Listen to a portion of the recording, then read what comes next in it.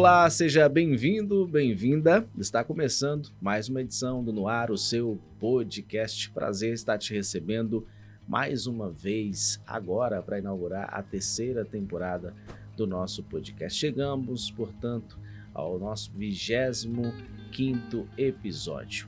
E no nosso podcast de hoje, nós estaremos recebendo Najara Ataídes. Najara, seja bem-vinda ao nosso podcast. Obrigada, gente, pela oportunidade. Boa noite, bom dia, boa tarde. Não sei que hora você vai assistir ou ouvir esse podcast, mas já estou dando um oi para todo mundo. Bom recebê-la aqui dentro do nosso podcast para que você possa conversar um pouco da experiência que você viveu diante da grande tragédia que o Rio Grande do Sul viveu nas últimas semanas, nos últimos dias. E para comandar o podcast comigo, o Anderva Alves. Seja bem-vindo, Anderva. Obrigado, Emanuel. Por aqui mais uma semana. É isso. Bom, e você já sabe por onde nos acompanhar, é por meio do canal 180 da sua Sertão TV, também no Spotify, no YouTube e na Canudos FM 106,7. Vamos começar aqui o nosso papo, Najara.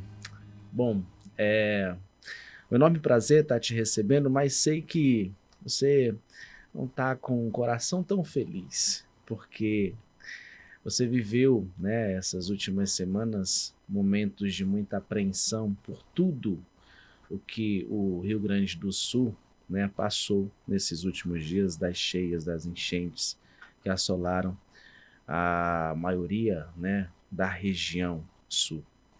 E aí, estar aqui com você, para mim, representa resiliência. Olhar para você e perceber que está tudo bem, não só contigo, mas com toda a tua família, e que tu traz para a gente essa vontade de recomeçar a vida novamente, é um sinal de resiliência, não só para mim, mas acredito que para todo mundo que esteja acompanhando esse nosso podcast. Mas antes da gente chegar ao momento em si, do que ocorreu, para você relatar, detalhar aqui para a gente toda a tua experiência, eu gostaria de inicialmente que você pudesse contextualizar para a gente a sua chegada ao Rio Grande do Sul. Você que é quixeramobinense, viveu boa parte da sua vida aqui em Quixeramobim, mas qual foi o motivo, quando foi que você decidiu ir para o Rio Grande do Sul e começar uma nova vida por lá?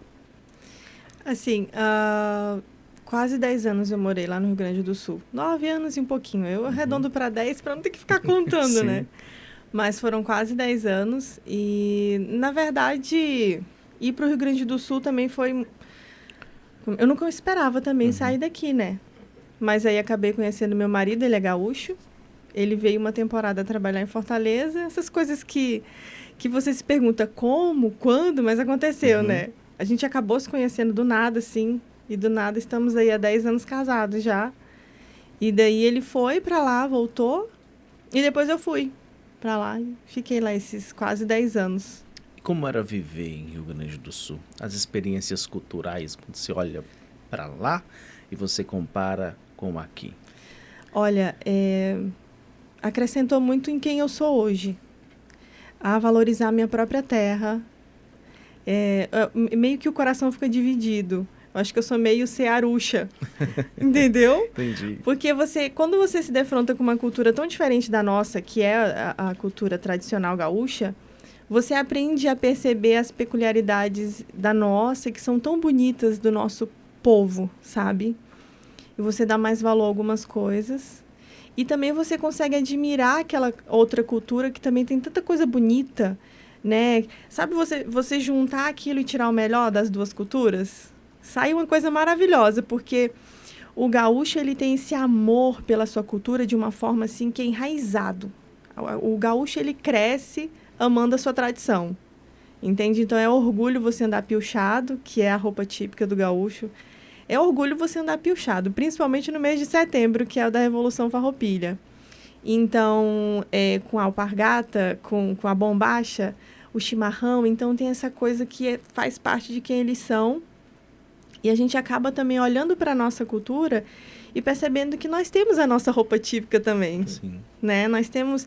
E nesses últimos 10 anos eu também percebi como isso tá sendo mais propagado. A nova geração tá dando mais valor à nossa cultura, à nossa raiz. Né? A gente se identificar como um povo que a gente tem uma cultura muito forte. E por muito tempo os jovens foram assim, adotando outras culturas, né? Mas eu tô vendo que tá crescendo bastante esse movimento da cultura nordestina, que é tão linda, a gente é um povo tão caloroso. E o povo gaúcho, minha gente, assim, me acolheram de braços abertos. Onde eu passava, que eles sabiam que eu era daqui, era só elogios. Ai, meu sonho, o calor e as praias, e até o sertão mesmo. Eles começaram a ter uma visão diferente de como é o sertão daqui. E assim, minha gente, é uma terra muito maravilhosa. Muito maravilhosa. Lugares, cidades lindas. A serra, então, você vai e não dá mais vontade de voltar, entendeu? Então, assim, gente, o povo gaúcho também mora no meu coração, sabe? Perfeito. A cidade que você escolheu viver era a cidade de Canoas? Isso. E como era viver em Canoas? Como era a vizinhança? Canoas é um bairro, a gente pode chamar cidade, na verdade, né? Muito grande, né? Mais de 100 mil habitantes. 300 mil. Mais de 300. O bairro que você vivia que era... 100 mil. Por isso que eu tô confundindo, porque é até difícil de acreditar que um bairro tenha 100 mil pessoas, mas tinha. Sim. Né? Então, conta como era viver em Canoas, mais precisamente no seu bairro que se chamava como? Matias Velho. Matias Velho. Que foi um dos bairros mais assolados pela enchente. Né? Isso. Uma cidade muito produtiva. Assim, a gente não tinha necessidade de ir na capital para nada. A nossa cidade inteira ali, ela supria todas as nossas necessidades. Desde de saúde, entretenimento, tudo. A gente tinha 2 shoppings na nossa cidade. E um parque enorme, lindo também, pertinho lá de casa. Então, o primeiro shopping a gente conseguia até ir a pé. Então, essa parte do entretenimento, do lazer, era bem fácil para nós. E, assim, fiz muitos amigos queridos nesse lugar. Assim, a segurança também não era assim, nossa, porque cidade grande a gente sabe que toda cidade grande é um pouco mais perigoso, mas eu nunca tive nenhuma experiência assim ruim de assalto ou coisa do tipo. Então, para mim, tudo era muito acessível. 2 ruas depois da minha casa era um hospital de emergência. Na esquina tinha uma UPA 24 horas. A escola do meu filho era na esquina de casa. Era muito bem assistida, né? Então, esse acesso também do lazer para nós ali... O gaúcho, ele preza muito, né? Ele trabalha, mas ele tem que ter o lazer dele. Tanto que foi uma das coisas que foi crucial para o nosso resgate. É o gaúcho gostar de ter um barquinho e pescar. Que foi crucial para o nosso resgate. Foi esses civis que tinham barcos em casa. Jet ski. Então, o que eu acho legal do gaúcho é que ele preza, assim, ele trabalha pra caramba, mas ele vai dar um jeito de comprar um pacote e vir pro litoral nordestino ou pro Rio de Janeiro, sabe? Mas, assim, trabalho não precisa ser rico, não, sabe? Eles vão se organizando de um jeito, eles precisam dar uma viajada. Então, eles trabalham para viver bem. Isso, é. Eu vou deixar você perguntar. Vamos lá, o André vai começar. Najara, quanto tempo você não vinha aqui em Quixeramobim? Aqui em Quixeramobim, 2 anos. 2 anos. De 2 em 2 anos a gente vinha nas férias, a gente tirava umas férias em família e a gente vinha. Né? A última vez que a gente veio, a gente passou o Natal aqui, até foi o último Natal com meu pai vivo, né? Então foi mais para despedir. A gente não sabia que era despedida, mas foi. Sim. E saudade, o que é que mais faz falta estando lá no Rio Grande do Sul, aqui da terrinha? A comida, meu bem. A comida. Gente, olha, churrasco é muito bom, salada de maionese é muito bom. Mas o cearense, ele tá acostumado a ir para um aniversário e ter 50 mil tipos de comida para ele comer, né? Tipo, chega no domingo, a gente tem uma variedade enorme de pratos ainda leva típicos. Pra casa. Exato. Que é a melhor parte. E o gaúcho não é o quê? Churrasco e churrasco, entendeu? E o bom chimarrão, né? Como dizia a música. E eu introduzi muito da culinária nordestina na família do meu marido. Levou o baião pra lá? Ó, claro. Fez sucesso. É o prato principal. E uma vez eu lembro que, logo quando eu cheguei lá, me deu uma abstinência de creme de galinha. Era... Abstinência de creme de galinha, minha gente. Era que nem churrasco.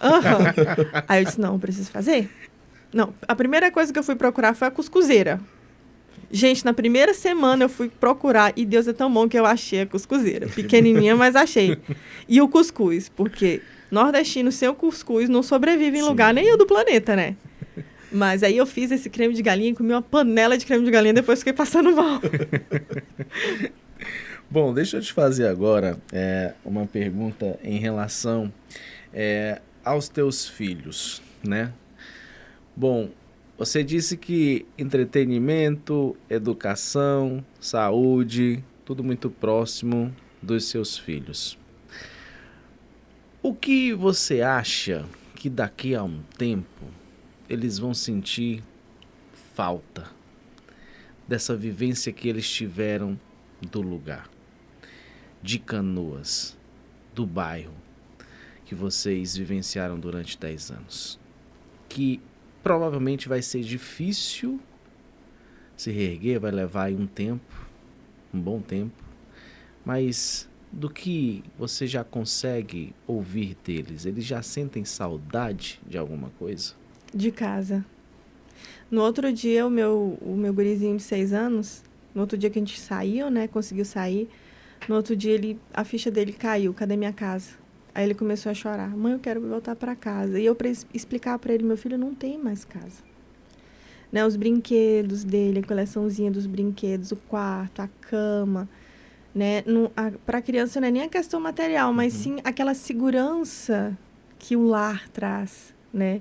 E a gente sempre fez tudo em família. Todos os nossos feriados e férias e programas, tudo que a gente ia fazer era em família. Então, já está pegando bastante essa questão de ter perdido essa segurança do lar. Não ter mais para onde voltar, entendeu? E Najara, já sente saudade de alguma coisa? É justamente também disso. Da casa, né? Do espaço. Né? A gente vai criando o nosso cantinho, né? O nosso ninho, as memórias, as lembranças que foram criadas naquele lugar, né? Com tanto esmero, tanto sacrifício. Então, eu tenho que ir trabalhando isso em mim. Eu passo em algum lugar, vejo alguma coisa, eu lembro do que tinha lá em casa, né? Mas mais a memória mesmo do que o bem em si. O que eu estou tentando mais agora é procurar conseguir restabelecer a rotina deles, que a gente tinha antes. Bom, antes de acontecer tudo, né? Durante as primeiras chuvas, houve algum alerta do poder público para vocês? Assim, lá no Rio Grande do Sul é normal chover muito. Tipo, 15 dias chovendo direto, sem parar. Literalmente sem parar, gente, não para. Diminui a quantidade de água, mas não para de chover. Fica nublado uma semana, 15 dias. Isso é totalmente comum lá. Mas a quantidade de água que foi além do normal para a época. Então, não teve assim... Resumindo, em setembro do ano passado teve uma enchente no Vale do Taquari, certo? Uma enchente que vocês devem ter visto, Mussum ficou debaixo d'água e tal. Ok. Quando foi em novembro, de novo, na mesma região. Então, na semana anterior de encher lá na minha cidade, ficou uma semana chovendo direto e veio lá aquele volume enorme de água. Começou a serra ter, né, deslizamento de terra. O Vale do Taquari encheu de novo. Então, o governador falou assim, olha, gente, vai chegar aqui em Porto Alegre, na região metropolitana. Ele até falou assim, vocês esqueçam tudo que vocês acham sobre enchente, porque o que vai acontecer vai ser o maior desastre do nosso estado. O governador falou. Mas eu acho que ninguém estava acreditando que seria do jeito que foi, sabe? O prefeito da nossa cidade, eles passaram um dia mobilizando ali para colocar areia nos diques e tudo. Quando eles viram que os diques e as bombas não iam dar conta da água, aí teve um alerta de evacuação para alguns bairros e no meu só o final do bairro, que era perto dessas casas de bombas e dos diques. Aí teve um alerta claro. Mas para a região da minha casa e para frente do bairro não teve. Quando eles falaram, a água já estava vindo. E essa água chegou muito rápido? Muito rápido. Muito, muito. Na sexta-feira, durante o dia, estava tudo aparentemente normal. A gente ficou alerta porque, assim, a gente pensava assim, poxa, se a água chegar aqui, sei lá, vinha até o joelho, máximo até a cintura. Por causa do volume de água. A gente já esperava até aí. Mas do jeito que chegou, não, né? Então, foi meia-noite e pouquinho, eu tava conversando com as minhas irmãs em chamada de vídeo. Tava tudo normal. Quando foi 1h da manhã, começou a água vir dos bueiros. Porque já tinha parado de chover, né? Sim. Não tava mais chovendo. Essa água toda tava vindo da serra, do Rio Jacuí, do Rio Taquari e do Guaíba, que é o de Porto Alegre, né? Primeiro, Porto Alegre foi inundada, antes de ir para minha cidade. E isso já deu para ligar o alerta de vocês. Bom, Porto Alegre já foi. Chegar aqui é uma questão de tempo. A gente sabia que era uma questão de tempo. A gente só não tinha ideia de que cobriria as casas, né? A gente não esperava que fosse cobrir as casas. Tanto que quando a gente viu que a água ia passar da cintura, aí o negócio apertou. E como foi essa evacuação? Como que vocês foram tirando, o que vocês conseguiram tirar, as crianças, além de alguns objetos também? Conta pra gente um pouco. Como a gente não esperava que a água fosse vir tão rápido e com esse volume, o que tinha acontecido? Eu tinha mandado os meus mais velhos, cada um fazer uma mochilinha com uma muda de roupa. Tinha feito pro bebezinho e pro menor. Eu acho que eu nem fiz pra mim e pro meu marido, eu acho. Não lembro agora. Daí, quando a água começou a entrar na rua paralela da nossa e vir pelos bueiros, e entrou no meu pátio, né? Porque lá não é quintal, é pátio, é na frente das casas. Aí meu marido pega nós, coloca dentro do carro e nos leva para casa da mãe dele, que era 2 ruas acima da nossa, um pouquinho. Pra ter uma ideia como a gente não esperava que fosse ser muita água assim. Que daí eu saio da minha rua, vou pra rua da minha sogra, 2 ruas depois. Tá? Meu marido larga a gente lá na mãe dele e volta com o irmão dele para nossa casa, né? Porque tinha uns bichinhos. E também para não correr o risco de alguém entrar e roubar alguma coisa, né? Aproveitar a situação e roubar. Que é o que a gente tá vendo agora, né? Sim. E ele volta para lá com o irmão dele. Questão assim de 1 hora. Aí ele pega a moto e dá uma volta pelo bairro, passa lá pelos diques e tal. Tava transbordando, mas a água não tava tão rápido. Tanto que ele relaxou assim, não, ó, né? Tá tranquilo até agora. Ele volta, questão de, no máximo, 1 hora. A água que tava no meu pátio começa a entrar na minha cozinha e na minha sala. E ele mandando uns vídeos pra gente. Daqui a pouco tava nos quartos no nosso quarto e no escritório, que era a parte mais alta da nossa casa. Aí ele levanta os móveis com meu cunhado e a água subindo. E a água subindo. E daí quando ele viu que ia subir mais ainda na nossa casa, ele tenta pegar nossos gatos e os gatinhos ficam arisco com água, né? E dele não consegue.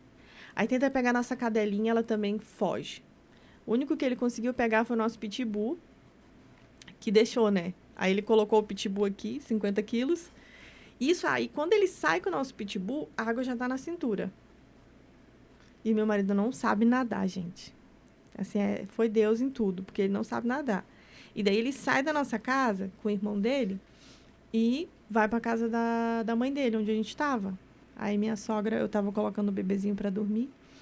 Minha sogra diz, filha, vem que o Thiago tá vindo buscar vocês. Aí quando eu saio do quarto, que eu chego no pátio da minha sogra, já tem água no pátio da minha sogra. Sabe? Aí deu aquele baque assim. Você já entendeu como é que estava a sua casa, né? Sim. Sabe? Aí quando você se defronta... Gente, é uma situação assim que eu não sei nem como explicar o que passa na cabeça da gente na hora. Porque é uma coisa que você acaba vendo que não tem para onde você ir. A água tá vindo. Daí a gente foi para a vizinha da frente, numa casa de 2 andares, achando que no segundo andar ia estar seguro. A gente sobe, já tinha umas 15 pessoas lá já, inclusive a mãe da moça de 90 anos. E a gente fica ali, já não tinha água na torneira mais. Tinha luz ainda, mas não tinha água na torneira. Daí eu fiquei ali com os meus filhos, é claro que já bate aquele nervoso, mas eu tinha que manter a calma, né? Eu não podia me descontrolar, porque se já é uma experiência traumática, os seus filhos o filho vê a mãe desmoronando, fica mais traumático ainda, né? Querendo ou não, eu era ali o porto seguro. Se eles olhassem para mim e me vissem tranquila, eles iam ficar tranquilos, e foi o que aconteceu, né? Eles ficaram tranquilos, mas assim, a minha mente estava ali a 1000, quando eu já estava olhando os forros, porque estava subindo já. no primeiro piso, a água. Muito rápido. Quando a gente foi, questão de meia hora, a água começou a entrar no primeiro piso da casa, onde a gente estava. E daí já estava aquele silêncio. Aí a gente ligava para bombeiro, para defesa civil, para tudo que dava. E só ocupado. Porque não era só o nosso bairro, gente. Tinham 3, 4 bairros da minha cidade que já estavam com água também. Daí, a moça, a dona da casa, que é policial, ela ficava ligando para um e para outro. O pessoal dizia, olha, a gente tem a gente tem carro, mas não vai mais aí. A gente tem ônibus, mas não vai mais aí. Só barco. E aí? Entendeu? E aquilo lá, todo mundo tentando conseguir socorro. Tinha uma moça que estava com a gente, que os pais dela estavam mais para trás do bairro, do primeiro alerta, e eles já estavam com água no pescoço. Ela estava desesperada. Desesperada. Porque eles estavam com água no pescoço e a mãe dela já estava dizendo que não estava sentindo a perna. Que água gelada. Você ficar muito tempo dentro da água gelada, você morre por hipotermia. Isso. E assim, gente, chegou uma hora que eu só orava. Eu orei e eu disse, Senhor, o Senhor tem promessa para mim, para o meu marido, para os meus filhos. Eu sei que não é hoje, que as promessas não se cumpriram ainda. O Senhor não é mentiroso. Então eu orava. Eu digo, Deus, envia os teus anjos, coloca ao redor, porque era um quartinho muito pequeno, e já tinha 20 pessoas. Daí isso de noite, de madrugada, né? Quando, acho que por volta das 3 da manhã, eles tentam ligar a casa de bombas para sugar a água de volta, e fica ali uns 5 minutinhos, aí dá aquela esperança, a água desce, baixa um pouquinho, mas aí a casa de bombas não aguenta e queima. Aí, pá, a luz acaba. Aí a gente já estava sem água, ficamos sem luz. E era aquele silêncio, assim, ensurdecedor. Era só o barulho da correnteza da água entrando dentro de casa. Porque ninguém conseguia nem falar nada. O barulho da correnteza e, daqui a pouco, o barulho das pessoas pedindo socorro. Ali naquele momento. E daí os rapazes que estavam com a gente, eles saíram a nado para tentar salvar os pais da guria. Eles foram a nado. E quando chegou perto lá da casa, não deixaram eles passar, porque era perigoso. E eles não conseguiram. Então, eu nem sei se conseguiram salvar os pais da guria, mas, infelizmente, muita gente não conseguiu ser salva, não deu tempo.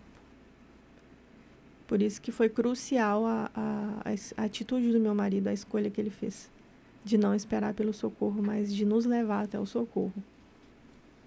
Porque senão a gente teria ficado, no mínimo, no teto, por muitas horas, eu e as crianças. E como foi explicar para as crianças a situação? Assim, meio que não tem nem o que explicar, assim, sabe? Porque eles viram tudo. O máximo que a gente podia fazer... Não tem aquele filme da Segunda Guerra? Não sei se vocês já assistiram. Ai, Jesus, me foge o nome agora. Mas que eles estão em Auschwitz e o pai finge que é tudo uma brincadeira. Que é um jogo, né? Você já assistiu esse filme? Não tô lembrando agora, mas é um filme muito bom de assistir. Meio que era aquilo ali. Não que fosse uma brincadeira, mas a gente tentava amenizar a situação o máximo possível. Entende? Do que estava acontecendo. Mantendo a calma. Né? Quando a gente entra no barco. Quando o meu marido, ele viu que a água estava subindo muito rápido, que a água estava com correnteza. E na nossa cintura, ele estava com os pais, né? Ele vai lá onde a gente estava e diz assim, amor, a gente não pode ficar aqui. Não dá, a água está subindo. Porque se subisse toda a escadaria, como é que eu ia sair dali? Ou pela janelinha, que era uma janelinha pequenininha, ou a nado. Como é que eu ia fazer isso com os meus filhos, né? E ele disse, não, a gente não pode ficar aqui, a gente tem que sair. E eu só disse assim, amor, a gente vai pra onde? E ele disse assim, a gente só tem que sair daqui.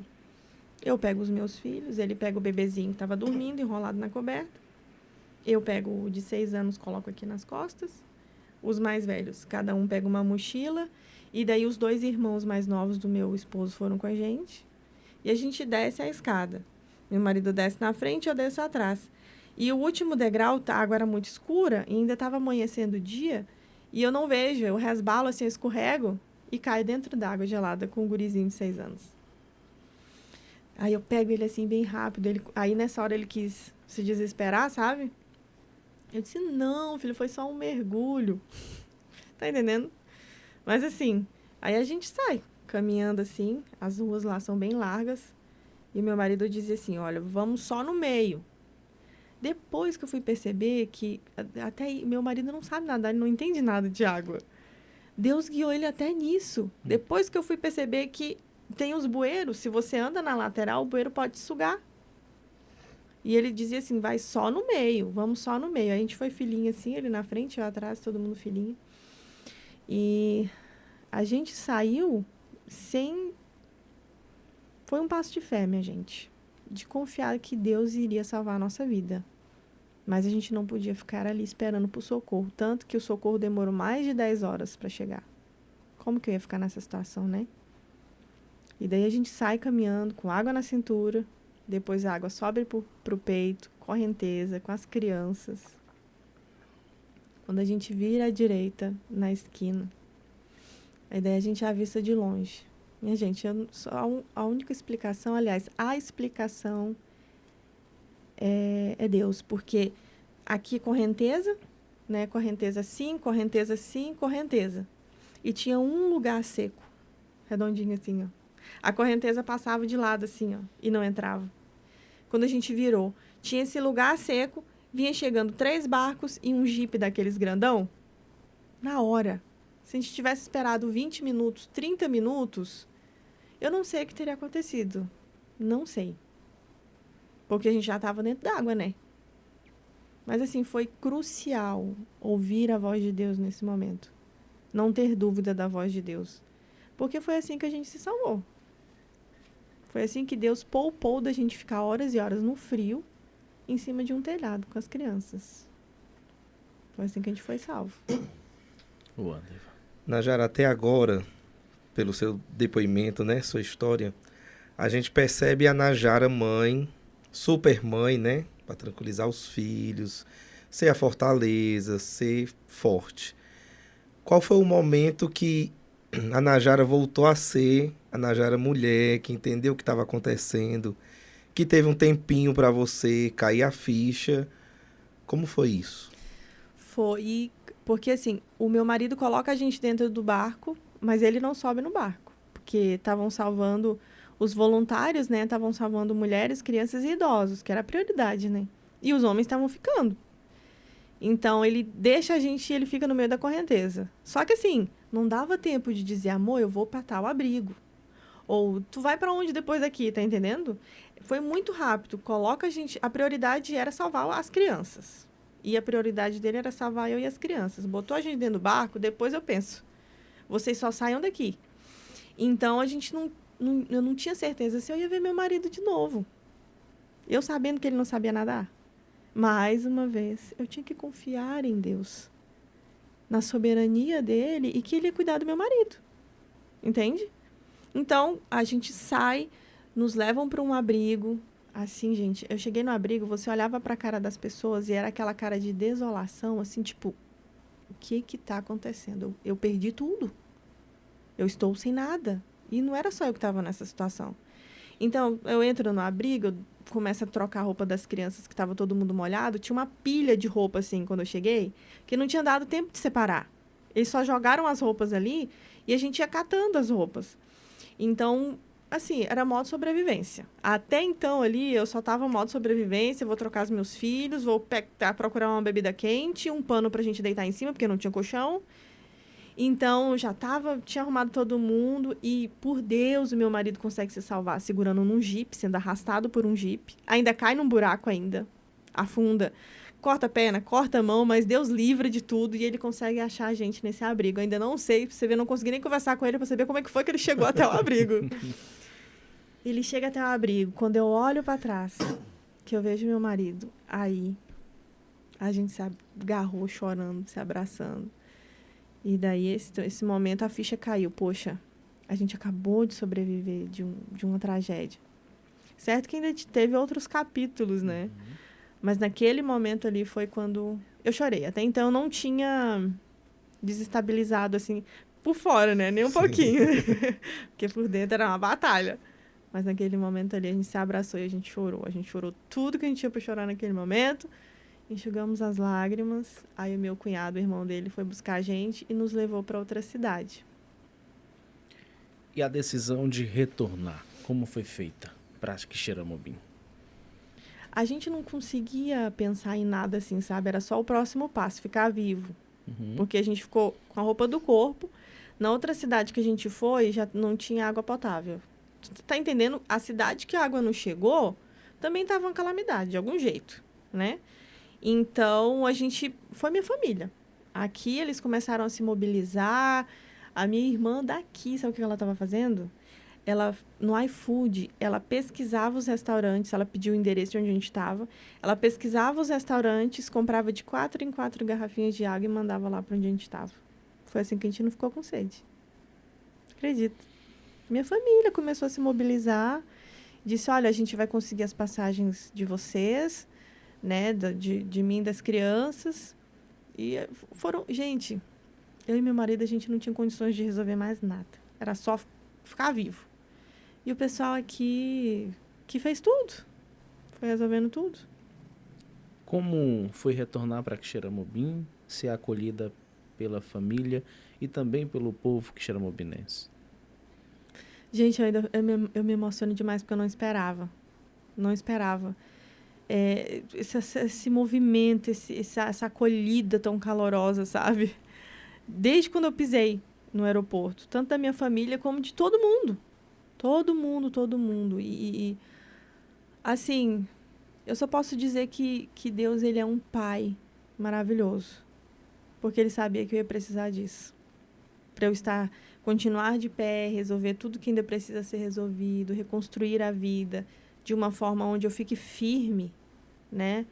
Porque esse tempo todo, o que eu penso é que a vida é só uma. E eu não vou passar por ela lambendo as minhas feridas. Eu tenho mais o que agradecer do que chorar. Por que eu vou ficar me concentrando só nas feridas? Entende? É dolorido? É. Sinto saudade da minha rotina? Sinto. Mas eu só tenho uma vida. Eu não vou parar por causa de uma fornalha, de um desastre. Eu preciso continuar vivendo e eu quero continuar vivendo a minha vida. E eu sei que muito mais Deus pode me dar. E eu sei que Ele vai. Eu sei que Ele vai cuidar de mim. Então eu consigo rir, eu consigo brincar, apesar de tudo que eu vivi. Né? Eu não tenho esse sentimento de pobre vítima. Eu sei da gravidade de tudo que aconteceu. É muito pesado. Né? Eu tenho que ficar trabalhando na minha mente muita coisa para não ficar no chão lambendo as minhas feridas. Porque a vida é assim, gente. Tem gente que vai ter ferida mais profunda, gente que vai ter ferida mais rasa. Mas a vida, ela vale demais a pena para eu ficar lambendo as minhas feridas até o dia da minha morte. Fazer disso um motivo para não viver. De jeito nenhum. Como você pensa em recomeçar a sua vida? Já deu para dar essa parada e pensar, bom, eu preciso agora caminhar por aqui? Uma coisa que eu posso dizer para quem está nos ouvindo, que está passando por um momento de crise, ou um momento que as coisas não estão dando certo, algo difícil aconteceu, ruim, o conselho que eu posso dar é: faça a próxima coisa. Não queira resolver tudo de uma vez. Resolva a próxima coisa. É assim que eu estou fazendo. Cheguei aqui, a primeira coisa foi escola para os meus filhos. Agora eu estou conseguindo resolver um lugar para a gente formar um novo lar, que é muito necessário para a saúde mental dos meus filhos. É trazer de volta essa rotina numa casa diferente, num lugar diferente, mas eles terem essa rotina de novo, para o bem da saúde mental deles. Essa estabilidade, né? Promover isso, eles precisam, porque senão a longo prazo isso vai ser muito ruim para eles. Dificulta se eu não fizer isso agora.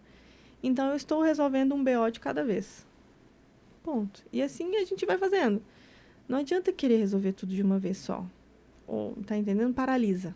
Dá ansiedade, você paralisa, aí você não faz nada, só piora. Então, gente, vai lá. Qual é o próximo problema? O que eu posso fazer agora? O que eu posso resolver agora? Eu posso resolver o problema da enchente do Rio Grande do Sul? Não. Eu posso agora ir lá buscar o meu marido, meu sogro, minha sogra e trazer para cá? Não. O que eu posso fazer? É dar o maior conforto possível para os meus filhos, escola, a roupa. Tá entendendo? E é isso que eu estou fazendo. O próximo passo vai ser como que eu vou me manter aqui, né? De onde que eu vou tirar a renda para manter aqui? Até porque a água levou tudo, inclusive de onde a gente tirava o nosso sustento, né? Então, o que eu vou fazer aqui? Já estou com planos do que eu vou fazer aqui para ter o sustento dos meus filhos. E assim a gente vai indo. E assim a vida vai sendo mais leve, gente. A gente às vezes coloca carga demais. A gente quer pegar a vida inteira, todos os nossos problemas, anseios e resolver tudo em 24 horas. A Bíblia ela é muito maravilhosa quando ela diz: basta a cada dia o seu mal. Resolva o BO daquele dia. O dia de amanhã você resolve. E quando você para ver o saldo de tudo isso, você conseguiu resolver tanta coisa com menos estresse. Né? Que nem imagina, né? É. E falando nisso, Najara, você citou aí, né? Seu marido, sogra, sogro. Como é que eles estão lá hoje, né? Qual é a situação da família do seu marido? Onde é que eles estão atualmente? Como é que está a situação lá? Assim, a situação lá no Rio Grande do Sul não melhorou, né, gente? Infelizmente. Continua muito crítica. Chuva ainda. Então, assim, graças a Deus, o meu sogro e minha sogra faz parte da cultura do gaúcho. O gaúcho pegou um dinheirinho, não precisa ser rico, não. Ele compra uma casinha na praia. Na praia mais simples, mas é na praia, entendeu? E graças a Deus, meu sogro e minha sogra tinham essa casinha. Foi para onde a gente foi e onde eles estão agora. Porque no litoral é o lugar menos perigoso. Eu não digo nem seguro, menos perigoso. Tem água potável, né? Tá mais estruturado um pouquinho. Daí eles estão lá, né? A região metropolitana tá uma loucura, gente. Uma loucura. Tá perigoso, não tem luz, não tem água. E assim, o pesadelo para eles ainda continua, gente. O Rio Grande do Sul ainda precisa de mais de doações, porque se não fosse a iniciativa privada e a própria população, eu não sei o que seria de nós. Porque, infelizmente, nada está chegando do governo para nós. E porque o nosso país é um país burocrático. Tá entendendo? Tudo é uma burocracia. Então, demora demais para chegar e a crise que a gente está vivendo lá é para ontem, né? Então, não passou. O medo lá continua. A gente estava vivendo, assim, sabe, em momentos de medo, de não se sentir seguro em lugar nenhum. Tanto que se você olhar na página da Defesa Civil no Instagram, o mapa do Rio Grande do Sul tá todo laranja e amarelo. Não sei se vocês chegaram a ver. Laranja e amarelo. E um pedacinho vermelho. Tá entendendo? Então, você olha para um negócio desse, você fica com medo ainda, né? Eu queria relatar aqui para vocês terem uma ideia, uma noção de como é que estava lá. Quando a gente decide sair de Sapucaia, que era a casa do meu cunhado, para ir para o litoral, porque lá a gente estava sem água potável, né? Então, a gente decidiu arriscar ir para o litoral. Parecia ser o lugar mais, né, sensato de ir. Uma viagem que a gente levaria 6 horas, 2 horas a gente levou 6. Isso porque o tio do meu marido já tinha emprestado um carro, né? Porque carro a gente não tinha mais, né? Ficou debaixo d'água. Então, era assim, era um engarrafamento enorme. E a gente chegou num lugar onde atravessava, assim, as ruas, né? A estrada. E desse lado, no meu lado direito, alagado. O pessoal fugindo de lá. Ambulância, carro da polícia. Isso, assim, sabe aquele filme 2012? Uhum. Vocês imaginem isso aí. Desse lado de cá, a gente tentando vir para nossa estrada para ir pro litoral, que tava todo mundo tentando fugir pro litoral, e bi, aquele buzinaço. Aí você fica naquela apreensão de ter um acidente, ou você fica, você já tá, né? Eu sei que a gente vai a viagem toda desse jeito, assim, parando muito, mas o que me marcou mesmo foi um momento onde os carros de trás começaram a buzinar. Bi. E daí o bombeiro vem na moto, batendo nos carros e gritando: criança afogada! Criança afogada! Isso eu não estou gritando, mas ele gritava muito alto para os carros ouvirem. Batendo assim: criança afogada! Criança afogada!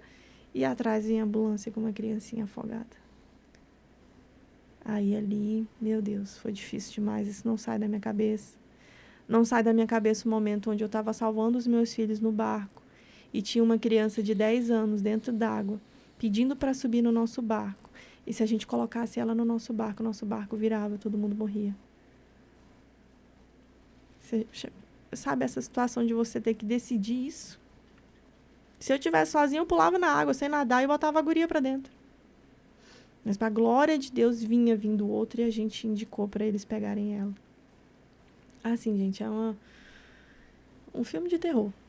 Assim, era nem metade do que a gente passou, assim. Eu tô tentando resumir os momentos mais críticos do que a gente viveu, mas foi muito pesado. Esses quase 10 anos que esteve lá, 10 anos, uma arredondada, a como gente você arredonda. disse, né? O que tu conseguiu construir, não só de memórias, mas de patrimônio, daquilo que tu conseguiu com o teu trabalho, juntamente com o teu marido, construir lá no Rio Grande do Sul. E como foi ver tudo isso indo literalmente por água abaixo? Assim, graças a Deus a gente conseguiu construir uma vida bem confortável, certo? Eu tinha o privilégio de escolher ficar em casa, cuidando dos meus filhos. Eu trabalhava assim, tô na minha 3ª graduação, minha 2ª formação é gestão de pessoas, né, recursos humanos e curso de extensão gestão de pessoas por competências. Então, quando eu queria, eu dava uma consultoria aqui, outra ali. Isso é um privilégio, não é? Sim. Mas eu podia ficar em casa. Então, a gente tinha casa própria, carro, moto. Eu tinha acabado de comprar a minha cozinha nova, a sala, a nossa TV do quarto. Nossos móveis estavam todos novos. A cama do Oliver, do de 6 anos. Então, estava tudo novinho. Nós tínhamos um escritório dentro de casa com a nossa biblioteca. Tinha computador da empresa, tinha um computador de casa. Assim, uma vida bem confortável. A gente queria viajar, Serra Gaúcha. Chegava o final de semana, a gente podia ir passar feriado tantos dias na Serra, se a gente quisesse. Ou qualquer outra cidade. A gente viajava bastante, que era o que a gente mais gostava de fazer. Eu brinco que roupa a gente comprava no brechó, mas viajar, a gente ia para Alphaville, entendeu? Mas roupa era no brechó. A gente tinha uma vida bem confortável, graças a Deus. E olhando para trás, né?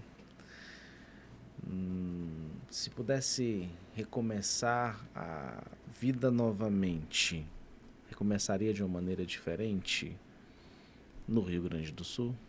Se fosse para recomeçar lá? Isso. Pretende voltar? Quando tudo melhorar? Mas se eu disser para vocês que eu e meu marido, a gente já tinha decidido voltar para cá em julho. Julho agora. Julho agora. Por quê? Ele, muito estresse, empresa, né? Sim. E assim, lá em casa a gente é meio maluquinho, sabe?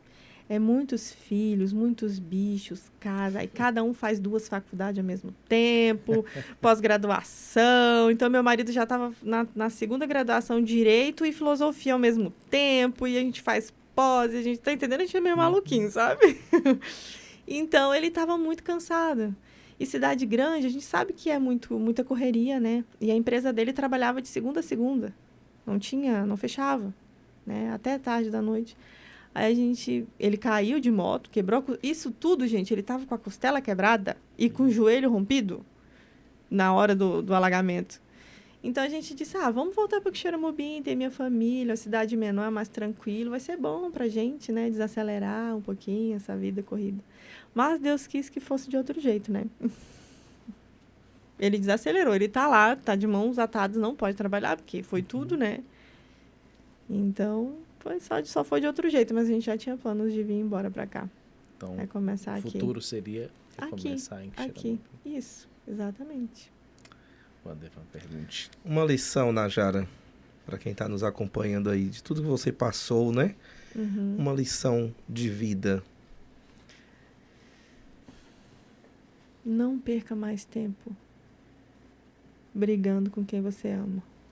Não vale a pena. A gente não sabe do próximo minuto. A gente não sabe da próxima hora. Sabe? Às vezes a gente fica com muita picuinha. Coisa tão besta, gente. Aproveita aquela janta, nem que seja arroz com feijão e ovo. Com seu pai, com a sua mãe, com a sua esposa. Ame. É a única coisa que vale a pena na vida. É amar. é amar. Os bens materiais podem sumir da noite para o dia, a gente não leva.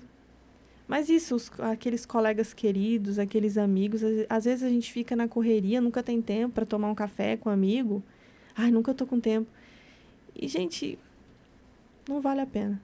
Que da hora, do dia para a noite, pode tudo ir embora. Então, é meio clichê, sabe?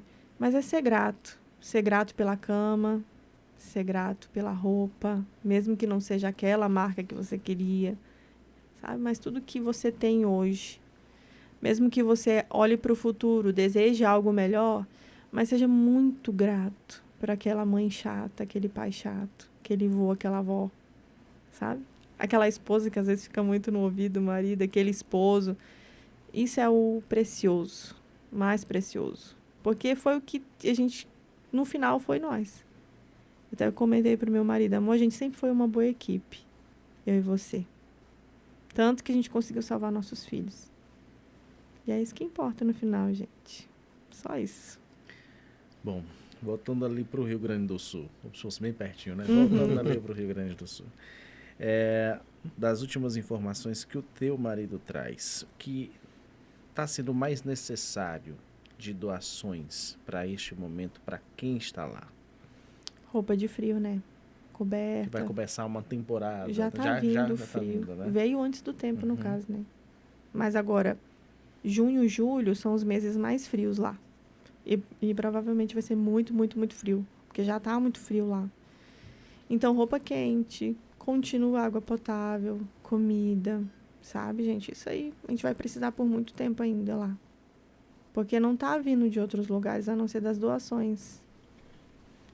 Hoje mesmo ele me mandou um vídeo do pessoal no CRAS para fazer o cadastro do CAD único, para receber alguma coisa do governo.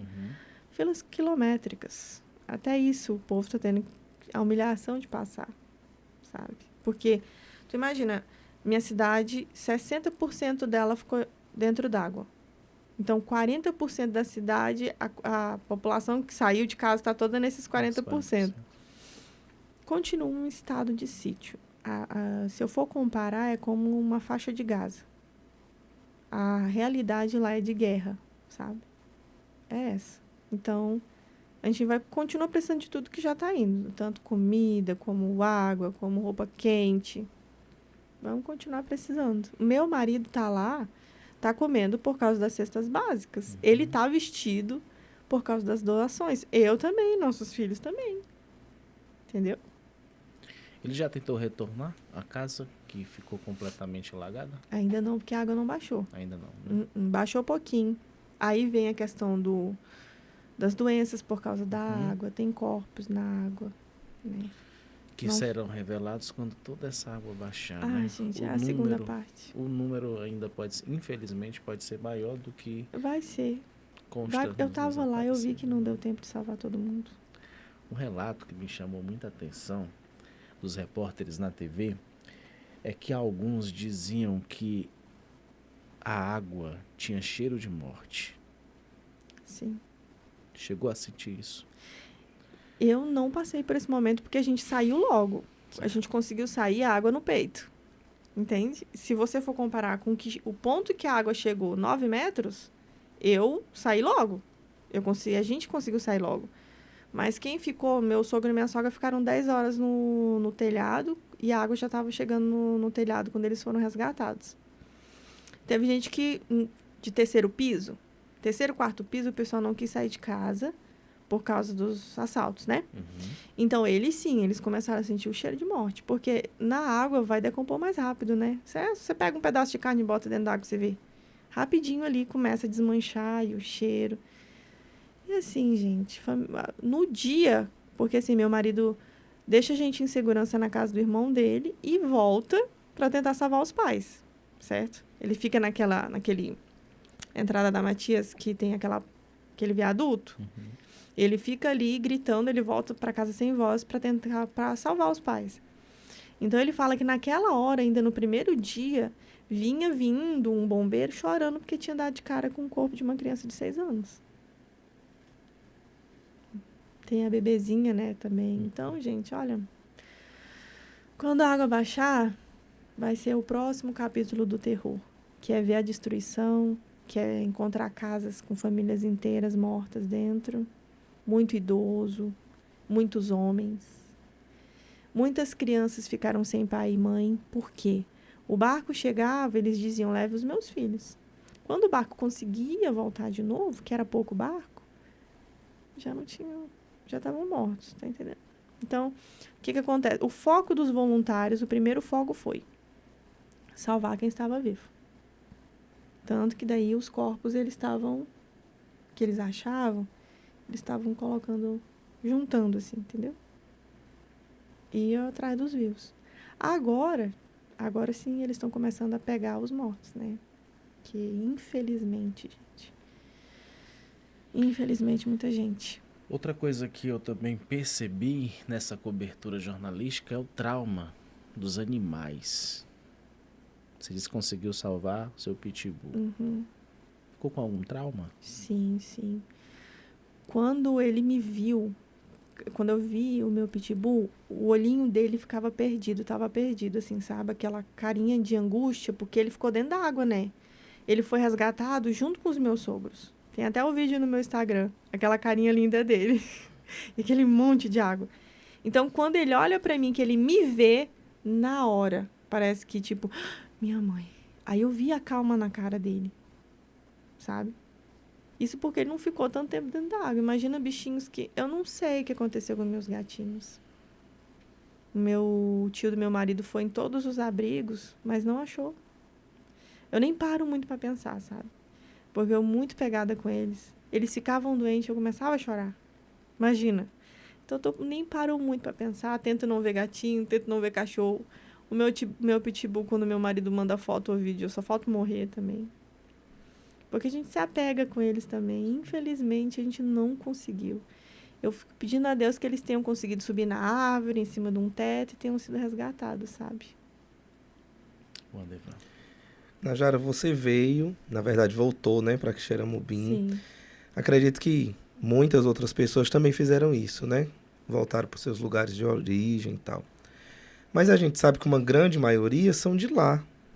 A família toda é lá, nasceram, as raízes são lá. Qual é a expectativa para essas pessoas que vão ter que ficar lá, esperar e reconstruir, literalmente Deus sabe quando, né? Assim, a minha situação é uma situação muito privilegiada. Nem todo mundo conseguiu sair, mesmo não sendo de lá. Pra gente sair foi difícil. Chegar até Santa Catarina para pegar o avião foi difícil. Mas muita gente... A família inteira tá nessa situação. Vai para onde? Eu tenho um casal de amigos que eu liguei para eles, fiz chamada de vídeo, e eles, Najara, a gente não tem o que fazer. A água tá chegando, mas a gente não tem o que fazer. A gente vai para onde? Não tem dinheiro para ir embora. Vai para onde? E tá lá. É tipo, tem um primo do meu marido que tá no abrigo com toda a família. E essas pessoas que estão no abrigo, elas não têm noção de quando que elas vão sair de lá. Então, o que é? O foco seria fazer com que o abrigo se torne mais confortável para todo mundo, né? Menos perigoso, né? Mas, infelizmente, a gente sabe que não é assim que funciona. Então, não tem expectativa de quando vai voltar para casa. Porque, por exemplo, lá tem muita casa de madeira, né? A minha casa era assim. Os quartos e o escritório de madeira, a sala, a cozinha, a lavanderia, a garagem de tijolo, né? Eu não tenho muita expectativa da parte de madeira estar de pé, né? Então, eles não... Eu tenho casais de amigos que estão em abrigos, então eles... É um dia de cada vez, gente. Não tem muito que... É triste, porque é um estado inteiro. 490 e tantas cidades, 440 e tantas nessa situação. Então, você não tem para onde ir. Você pode parar para se colocar nessa situação? Você não tem para onde ir. É ali. Ponto. Pensar no próximo prato de comida. É assim. O próximo passo. Não tem muito, não dá muito para pensar demais no futuro, não. Só o próximo dia. Bom, e foi feita uma movimentação, pelo menos aqui, pelos nossos queridos quixeramobinenses, para ajudar você a reconstruir a sua vida. Sim. Então vamos reforçar, né? Para quem ainda tem a oportunidade de ajudar, como que essas pessoas podem colaborar? Sim, a minha irmã fez o banner, né, do Pix. Isso. Eu nem sabia, depois que eu fui ver. Fez o banner do Pix, né? Tem o meu Pix. A gente também já recebeu bastante doação de roupa, graças a Deus, eu e as crianças, né? Assim, algumas doações de roupa pro meu marido já. Ele vai vir em agosto, provavelmente, daí a gente vai reforçar essa campanha, porque... Mas, principalmente pelo meu Pix. E gente, eu tenho que agradecer demais. Nossa, tenho que agradecer demais. Por quê? Se hoje eu posso estar aqui, se hoje os meus filhos têm o que vestir, se hoje eles têm o que comer, é por causa das pessoas me ajudando. Se hoje eu vou conseguir ter um lugarzinho para mim, para fazer o meu lar de novo, é por causa das pessoas. Se eu me reerguendo, vai ser por causa do Quixeramobim, que veio, me pegou pelos 2 braços e diga, vamos lá, minha filha. A cena que eu posso ilustrar é essa, Quixeramobim me pegando num braço, no outro, me colocando de pé e me fazendo andar. Então, assim, eu fico pensando, às vezes, Deus, o Senhor me dá uma ideia de como é que eu posso depois retribuir para essa cidade que eles estão fazendo por mim? Eu sei que Deus ainda vai me dar essa ideia. Acho que Ele também está usando vocês da comunicação, né? Me dando esses espaços para que um dia eu possa retribuir tudo que Quixeramobim está fazendo por mim. Minha gente, é um amor, assim, que só pode vir de Deus mesmo. E fala então o seu Pix aqui para todo mundo, né? Para todo mundo continuar doando, reforçando aí a mensagem de doação que vocês estão nesse momento necessitando.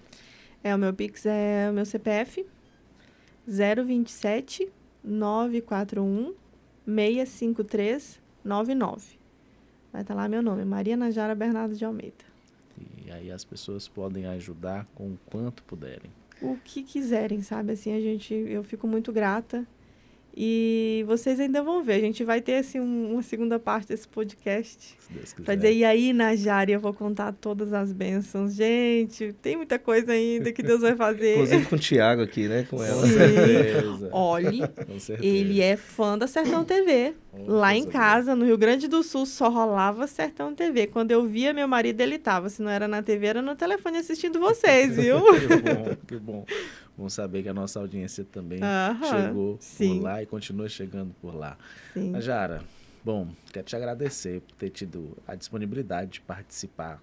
Não é um momento difícil, quer dizer, não é um momento fácil, é um momento difícil que você está vivendo, mas Deus está sabendo agir na sua Sim. vida, na vida da sua família, e tem lhe usado, né, como Amém. mãe, como protetora, como guardiã, não só você, como também o seu marido, para continuar aí vivendo a vida de vocês de forma leve, mesmo com todas as situações que vocês passaram. E, como eu disse no começo, olhar para você é olhar para alguém que é muito resiliente. E eu tô tendo a certeza que realmente a palavra resiliência que eu trouxe no início desse podcast é o que te representa. E que continue te representando e que você seja também, continue sendo essa mulher de muita fé. Amém.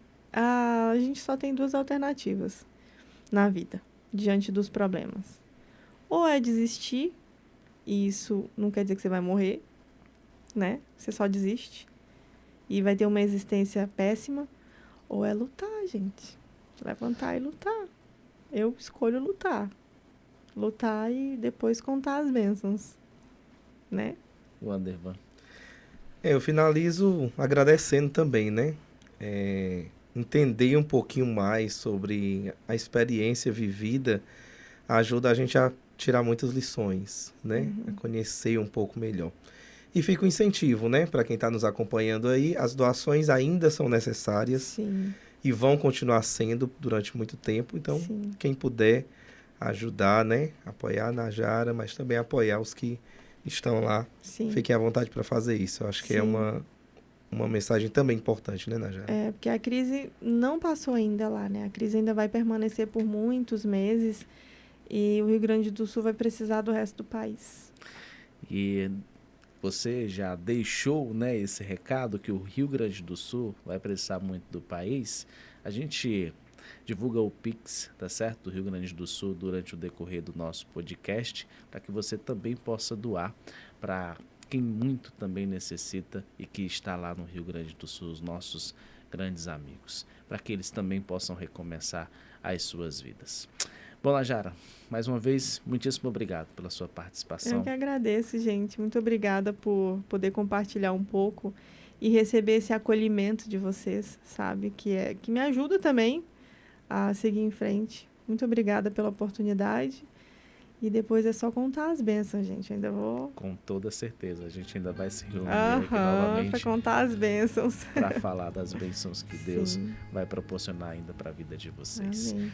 Bom, e a você que ficou conosco até agora, muito obrigado pela sua companhia. A gente se despede aqui do nosso podcast, prometendo voltar com mais um episódio na próxima semana. Tchauzinho, foi um prazer estar contigo.